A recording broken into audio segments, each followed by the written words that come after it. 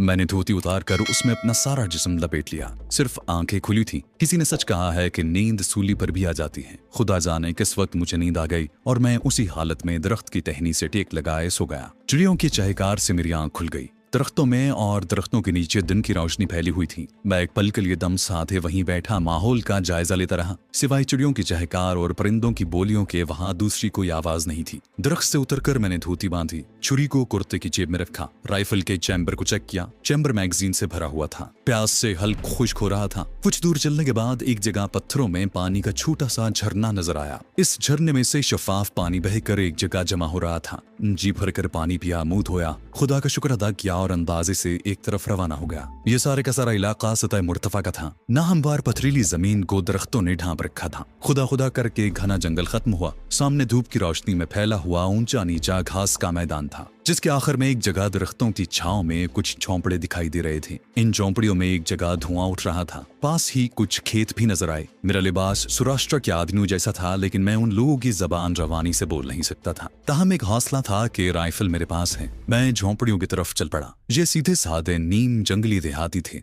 मैंने ये फर्जी कहानी सुनाई कि शिकारी हूँ, अपनी पार्टी से जंगल में बिछड़ गया था। उन लोगों ने मुझे मकई की रोटी और दूध पेश किया। ताज़ा दूध और मकई की रोटी ने मेरे जिस्म की खोई हुई तवानाई बहाल कर दी। उनकी जबान जंगली गुजराती जबान थी, जिसमें महाराष्ट्र प्रांत की बोली भी शामिल थी। उन्होंने कुछ बोलकर कुछ इशारों में मुझे बताया कि महाराष्ट्र की सरहद एक दिन और एक रात की मुसाफत पर है। मैंने एक दिन और एक रात वहां आराम किया। भरी हुई राइफल को मैंने अपने से अलग नहीं किया था। अगले रोज मैं ताजा दम था। जहां सुई धागे से मैंने अपने कपड़ों की थोड़ी सी मरम्मत भी कर ली। उनकी औरतें जो चांदी के जेवरात से लदी बंधी थीं, मेरी तरफ देखकर मुस्कुरा रही थीं। उन लोगों की मेहमान नवाजी मुझे हमेशा याद रहेगी। जब चलने लगा तो उन्होंने मकई की 4 मीठी रोटियां बांधकर साथ दी। मैंने हिंदुओं की तरह उन्हें हाथ जोड़कर धन्यवाद कहा और अपने सफर पर रवाना हो गया। मैंने एक दिन और एक रात का ये पुरखतर जंगली सफर कैसे तय किया, कैसे सौराष्ट्र प्रांत की सीमा पार करके महाराष्ट्र की सरहद में दाखिल हुआ और फिर किन जान जोखों से मंजिलों पर मंजिलें तय करता रहा और महाराष्ट्र के एक छोटे से देहाती रेलवे स्टेशन पर पहुंचा। अगर मेरी ट्रेनिंग और जफाकशी साथ न देती तो मेरा इन आदमखोर जंगलों से जिंदा निकल आना मुहाल था। जिस वक्त मैं रेलवे स्टेशन पर पहुंचा तो मेरी दाढ़ी बड़ी हुई थी, लिबास तार तार था। मच्छरों के काटने की वजह से चेहरा सूजा हुआ था, लेकिन राइफल और गोलियां अब भी मेरे पास थीं। मैं सीधा उस छोटे रेलवे स्टेशन मास्टर से जाकर मिला और उसे ये कहानी घर कर सुनाई कि मैं आंध्र प्रदेश का रहने वाला हूँ और अपनी शिकार पार्टी से बिछड़कर जंगल में भटक गया हूँ। मैं तमिल जबान में बात कर रहा था। मेरा रंग भी सांवला हो गया था। स्टेशन मास्टर नाटे कद का उधेड़ उम्र का मरहट्टा था। मैं तमिल जबान बड़ी रवानी से बोल रहा था। स्टेशन मास्टर को मेरी दास्तान पर लाजमी तौर पर यकीन करना ही पड़ा। वो मुझे अपने छोटे से क्वार्टर में ले गया, जहाँ उसकी पत्नी मौजूद थी। मुझे हैंडपंप के नीचे नहाने को कहा गया, नए कपड़े पहनने को दिए गए, खाना खिलाया गया। कई दिनों के बाद चाय पीने को मिली। स्टेशन मास्टर ने मुझे बताया कि ये महाराष्ट्र का नामापल्ली रेलवे स्टेशन है। मैंने उसे कहा कि बंबई में मेरे बड़े भाई कृष्णमाचारी जी रहते हैं, मैं उनके पास जाऊंगा। आप मुझे किसी तरह बंबई शहर पहुंचा दीजिए, आपकी बड़ी कृपा होगी। मैंने नहाने के बाद उन पर असर डालने के लिए पूजा पाठ भी की और तमिल जबान में रामायण के कुछ श्लोक भी ऊंची आवाज में पढ़े। माथे पर केरला के आचार्यों की तरह वैष्णु देवता के तिलक भी लगाया।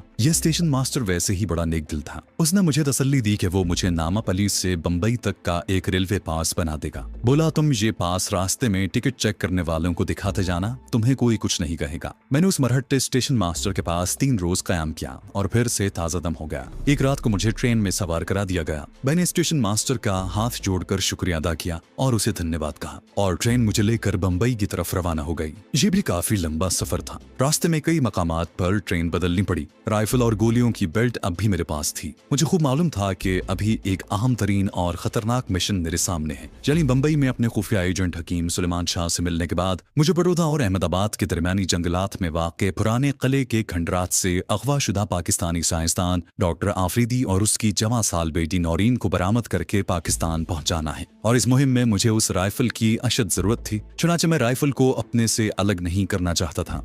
ट्रेन में महट्टे मुसाफिर मुझसे राइफल के बारे में पूछते तो मैं तमिल और गुजराती मिली हिंदी में उन्हें यही जवाब देता कि मैं शिकारी हूँ। वो बड़े हैरान होते क्योंकि एक धर्मचारी और विष्णु का पुजारी शिकार का तसव्वुर भी नहीं कर सकता। लेकिन मैं उन्हें ये कहकर चुप करवा देता कि मैं ब्रह्मु समाज का आचार्य हूँ, जो गोश्त भी खाते हैं और मुर्गी भी मारते हैं। बहरहाल खुदा खुदा करके मेरा ये अजियतनाक सफर खत्म हुआ और एक रोज जबकि दिन अभी निकला हुआ था, ट्रेन भारत के सबसे खूबसूरत उरुसुल बिलाद बंबई शहर के अजीमुशान रेलवे स्टेशन में दाखिल हुई। इस शहर में मैं पहले भी आवारागर्दी कर चुका था। मेरे लिए ये कोई नया शहर नहीं था। नेक दिल मरहट्टा स्टेशन मास्टर ने मुझे कुछ पैसे भी दिए थे, जिनमें से सिर्फ मेरे पास 3 रुपए ही बाकी बचे थे। रेलवे स्टेशन से बाहर निकलकर मैंने एक विक्टोरिया वाले से चरनी रोड जाने को कहा। उसने कहा, आचार्य जी 5 रुपए लूंगा। मैं बंबई के भूरी बंदर रेलवे स्टेशन पर उतरा और जहां से चरनी रोड काफी दूर था। 5 रुपए किराया ज्यादा नहीं था, लेकिन मेरे पास सिर्फ 3 रुपए थे। मैं ये भी मुनासिब नहीं समझता था कि विक्टोरिया वाले को ये पता चले कि मैं चरनी रोड पर हकीम सुलेमान शाह की मतब पर गया हूँ। मैंने कहा कि मुझे चरनी रोड से पीछे उतार देना, 3 रुपए दूंगा। वो राजी हो गया। रास्ते में मुझसे पूछने लगा, आचार्य जी तो जीवन हत्या नहीं करते, फिर आप ये बंदूक किस लिए उठाए फिर रहे हैं? मैंने कहा कि ये बंदूक मेरे एक भाई बंद की है, उसे देने जा रहा हूँ। बंबई का मौसम बहुत खुशगवार था, धूप निकली हुई थी। बंबई की आलीशान सर्वफलक इमारतों में दिन की रोशनी बड़ी खूबसूरत लग रही थी। सड़कों पर लोगों का हुजूम चल फिर रहा था। विक्टोरिया नपीतुली रफ्तार से चल रही थी। मुझे सोचने का मौका मिल गया था। विक्टोरिया टुक टुक करती सड़क पर चली जा रही थी। ये चर्च रोड थी। यहाँ से 2 सड़कें गुजरने के बाद चरनी रोड आ जाता था। चरनी रोड के कोने पर पहुंचकर मैंने विक्टोरिया वाले से कहा, बस भैया मुझे यहीं उतार दो, मेरे 3 रुपए यहाँ खत्म हो गए। विक्टोरिया वाला, जिसने तुर्की टोपी पहन रखी थी, ऊपर गद्दी पर बैठे बैठे मुस्कुराकर बोला, स्वामी जी कोई बात नहीं, मैं आपको चरनी रोड पर ही पहुंचाए देता हूँ। लेकिन मैं एहतियात के तौर पर चरनी रोड के नाके पर उतर गया। मैं कुशादा सड़क के दोनों तरफ चाय के होटल और दुकानों के बोर्ड पढ़ता आहिस्ता आहिस्ता फुटपाथ पर चला जा रहा था। आधी सड़क तय करने के बाद मुझे फुटपाथ पर एक जगह सुलेमानिया दवाखाना का छोटा सा उर्दू में लिखा हुआ बोर्ड नजर आया। यही मेरी मंजिल थी। दवाखाने की एक छोटी सी ड्योढ़ी थी। एक जानिब कमरे में गोल मेज पर अखबारात रखे थे। कुछ लोग अखबार पढ़ रहे थे। यह हकीम साहब की लाइब्रेरी थी। आगे सामने दवाखाने का दरवाजा था। मैं दवाखाने में दाखिल हो गया। एक नौउम्र लड़का फर्शी नशिस्त के पास बैठा दवाइयों की पुड़िया बांध रहा था। हकीम साहब की नशिस्त पर एक पुरानी वज़ा की संदूकची रखी थी। हकीम साहब खुद मौजूद नहीं थे। मैं वही नशिस्त के करीब दरी पर बैठ गया और लड़के से कहा, बच्चा जाकर शाह जी से कहो स्वामी जी बड़ी दूर से इलाज करवाने आए हैं। लड़का बड़ी बेनियाजी से बोला, शाह जी 10 बजे से पहले बाहर नहीं आते। मैंने अपने पेट को दोनों हाथों से दबाते हुए कहा, बच्चा मेरे पेट में बड़ा दर्द है, जाकर हकीम जी को बुला, दर्द से मरा जाता हूँ। मैंने अदाकारी शुरू कर दी। लड़का मेरी अदाकारी से कुछ ज्यादा ही मुतासिर हो गया। जल्दी से उठकर दुकान के अकबी हिस्से में गायब हो गया। मैंने दवाखाने का जायजा लिया। मामूली सा दवाखाना था। लकड़ी के खानों में किस्म किस्म के लेबलों वाली दवाइयों के डिब्बे और बोतलें रखी थी। दीवार पर गांधी और पंडित नेहरू की तस्वीरें भी लगी थी। लड़के ने वापस आकर कहा, शाह जी आ रहे हैं, और वो दोबारा पुड़िया बांधने में मसरूफ हो गया। मैंने दर्द की अदाकारी जरा कम कर दी। थोड़ी देर बाद लड़के ने मेरी राइफल की तरफ इशारा करके पूछा, क्या आप शिकारी हैं? मैंने मुस्कुराकर कहा, नहीं बच्चा, मैं शिकारी नहीं हूँ, ये तो किसी की अमानत है, मैं तो चींटी भी नहीं मार सकता, जैनी हूँ। थोड़ी देर बाद एक दुबले जिस्म वाला उधेड़ उम्र का सांवला सा आदमी कुर्ते पजामे में मलबूस हाथ में तस्बीह लिए दाखिल हुआ। उसका सर दरमियान से गंजा था और कनपट्टियों पर सफेदी आ चुकी थी। उसका चेहरा बता रहा था कि उससे मेरे आने पर कोई खुशी नहीं हुई। मैंने दोनों हाथ जोड़कर प्रणाम किया। हकीम जी संदूकची के पास बैठ गए और नागवारी से बोले, स्वामी जी मैं 10 बजे दुकान पर आता हूँ। बाहर बोर्ड पर लिखा है, गुजराती में भी और हिंदी उर्दू में भी। खैर कहिए आपको क्या तकलीफ है? मैंने बड़ी लजाजत से कहा, शाह जी क्षमा करें, मैं परदेसी हूँ, पेट में बड़ा दर्द था, इसलिए आपको तकलीफ थी। हकीम जी ने मेरी तरफ देखे बगैर ही एक बोतल में से कोई माजून निकाल कर कागज पर डाली और मेरी तरफ बढ़ाकर बोले, इसे चाट लें, अभी दर्द जाता रहेगा। मैंने माजून वाला कागज हाथ में लेकर उसे गौर से देखा और कहा, महाराज गांव में वेद जी ने कहा था कि अगर नीले रंग का मरवारेद मिल जाए तो दर्द फिर कभी नहीं उठेगा। नीले मरवारेद का सुनना था कि हकीम जी एक पल के लिए जहां बैठे थे वहीं पत्थर की तरह साकित हो गए, लेकिन उन्होंने मेरी तरफ अब भी आंख उठाकर न देखा। जो लड़का पुड़िया बांध रहा था उसे कहा, अब्दुल जा चाय वाले से 2 चाय ले आ। लड़का वहीं काम छोड़कर दवाखाने से निकल गया। उसके जाने के बाद भी हकीम जी ने किसी तजस्सुस का इजहार न किया। संदूकची का ढकना उठाकर उसमें से कुछ तलाश करते हुए बोले, स्वामी जी जिस रंग के मरवारेद का आपने जिक्र किया है वो तो कहीं नहीं मिलता। मैंने आगे झुककर आहिस्ता से कहा, मुझे तो यही बताया गया था कि आपके पास नीला मरवारेद मौजूद है। हकीम जी ने संदूकची का ढक्कन बंद कर दिया। नशिस्त पर से एक कागज और पेंसिल उठाकर मेरी तरफ बढ़ाया। बोला, जिसने आपको ये कहा था उसका नंबर लिख दें यहाँ। मैंने अपना वो खास कोड नंबर लिख दिया जो पाकिस्तानी चीफ ने मुझे बताया था और जिसकी खबर हकीम सुलेमान शाह को भी कर दी गई थी। कागज पर नंबर पढ़ते ही हकीम जी ने कागज को फाड़ कर पुर्जे पुर्जे कर दिया। उठते हुए बोले, मेरे साथ आओ। वो मुझे दवाखाने के पीछे एक छोटे से कमरे में ले गए जहाँ दीवार के साथ मध्यम सा बल्ब जल रहा था और एक पलंग पर मैला सा बिछोना बिछा था। मेज पर टाइम पीस, अखबार, एक रिसाला,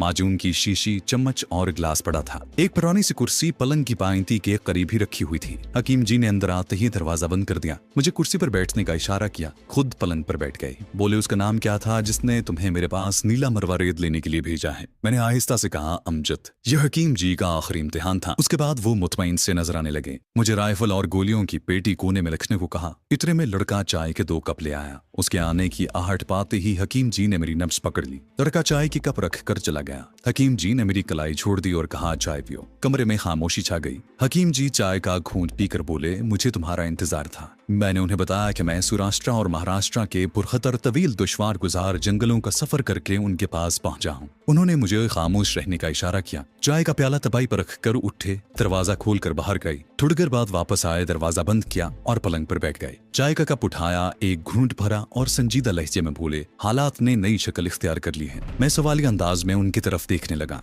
वो बोले, 2 रोज हुए पाकिस्तान से चीफ ने तुम्हारे लिए एक नया ऑर्डर भेजा है, तुम्हें कश्मीर जाना होगा। मैंने कहा, लेकिन मुझे तो डॉक्टर आफरीदी और उसकी बेटी को निकाल कर पाकिस्तान पहुंचाना है। हकीम जी ने चाय का कप तपाई पर रख दिया, बंद दरवाजे की दर्ज में से बाहर झांका, फिर मेरी तरफ मुंह करके बोले, डॉक्टर आफरीदी वाला मिशन किसी दूसरे एजेंट के सुपुर्द कर दिया गया है। कश्मीर मिशन बहुत अर्जेंट और हंगामी मिशन है। तुम चूंकि कमांडो हो और पहले भी पठानकोट में एक कामयाब ऑपरेशन सर अंजाम दे चुके हो, इसलिए तुम्हें खास तौर पर इस मिशन पर भेजा जा रहा है। मैंने सवाल किया, क्या ये कोई मिलिट्री मिशन है? वो बोले, हाँ, ये बड़ा ही सीक्रेट, अहम और अर्जेंट फौजी मिशन है। मैं तुम्हें इसकी सारी तफसीलात बता दूंगा। पहले तुम मेरे इस बिछौने पर आराम करो, तुम सो जाओ। अब तुम अपने आप कोठरी से बाहर मत आना। ये कहकर हकीम जी दरवाजा बंद करके चले गए। नरम बिछौना मिला तो लेटते ही नींद आ गई। दोपहर के 1 बजे हकीम जी ने आकर मुझे जगाया। वो मेरे लिए खाना तैयार करके लाए थे। बकरे का गोश्त और रोटियां थीं। मैंने खूब सैर होकर खाया। हकीम जी ने मतलब की कोई बात न की और मुझे दोबारा सुला दिया। अब आंख खुली तो शाम हो चुकी थी। हकीम जी खुद मेरे लिए चाय ले आए। अब भी उन्होंने मेरे सीक्रेट फौजी मिशन के बारे में कोई बात न की। चाय पर वो मुझसे मेरी पुरानी मुहिम की तफसीलात सुनते रहे।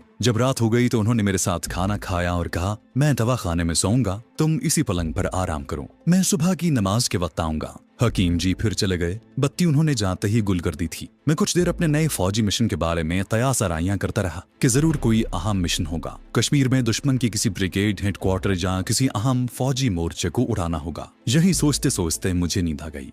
सुबह की अजान हुई तो हकीम साहब ने मुझे जगा दिया। वो मेरे पास तस्बीह लिए खड़े थे। उठो बेटा, फजर की नमाज पढ़ लो, अजान हो रही है। मैंने वजू किया और थोड़ी देर बाद उनके साथ ही दवाखाने में सुबह की नमाज अदा की। उसके बाद हकीम जी मुझे अपने कमरे में ले आए। दरवाजे को अंदर से बंद कर दिया। मुझे उसने पलंग पर बिठा दिया और खुद एक थैला लेकर कुर्सी पर बैठ गए। दीवार की बत्ती गुल कर दी गई। एक जगह मोमबत्ती रोशन थी। हकीम जी ने मोमबत्ती की रोशनी में थैले में से जम्मू कश्मीर का एक कॉपी साइज का नक्शा निकाल कर मेरे सामने रखा। ये नक्शा हाथ से बनाया गया था और 3 जगहों पर सुर्ख निशान थे। हकीम जी ने एक सुर्ख निशान पर उंगली रखकर कहा, तुम्हें इस जगह पहुंचना है। आगे जिन 2 जगहों पर सुर्ख निशान बने हैं वो तुम्हारे टारगेट हैं, लेकिन इन जगहों तक वो कमांडो जवान तुम्हारी रहनुमाई करेंगे जो तुम्हें पहले वाले सुर्ख निशान की जगह पर मिलेंगे। पहले वाले सुर्ख निशान की जगह का नाम जम्मू शहर था, जो कश्मीर जाते हुए भारत की एक जबरदस्त छावनी थी। हकीम जी ने मुख्तसर मगर बड़े जामे अल्फाज में एक एक लफ्ज पर जोर देकर मुझे जो तफसील बताई वो महज इतनी थी कि मुझे शेरा वाली माता के भगत के भेस में बंबई से फौरन जम्मू कश्मीर शहर पहुंचकर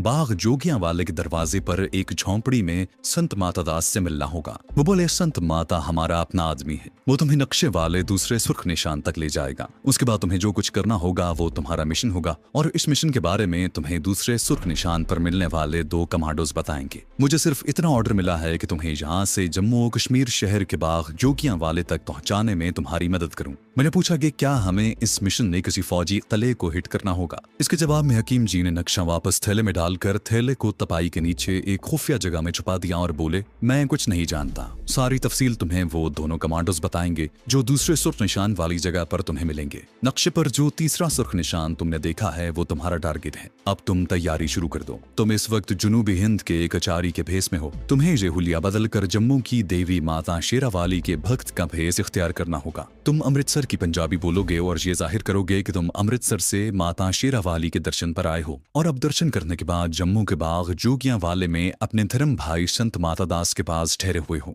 उसी रोज मैंने बड़ी हुई दाढ़ी मूछें साफ कर दी, मेरा सर भी मूंड दिया गया, माथे पर से सफेद तिलक की लकीरें मिटाकर माता शेरावाली के चंद्र यानी केसर की 3 मुतवाजी लकीरें डाल दी गईं, गले में रेठों की माला डाल दी गई, जोगिया रंग की धोती और उसी रंग का लंबा चोगा पहन लिया। हकीम जी कहीं से मेरे लिए एक लोहे की छड़ी ले आए जिसके सिर पर त्रिशूल बना हुआ था। ये सारा मेकअप हकीम जी के बंद कमरे में ही किया गया। हकीम जी ने मेरी राइफल और गोलियों की बेल्ट संदूक में रख दी और कहा, कश्मीर कमीशन की तकमील के बाद अगर तुम जिंदा बचे तो सीधे मेरे पास यहाँ आ जाना, ये राइफल तुम्हारी अमानत इसी संदूक में रहेगी। उसके बाद तुम्हें ये बताया जाएगा कि तुम्हारा अगला मिशन क्या है।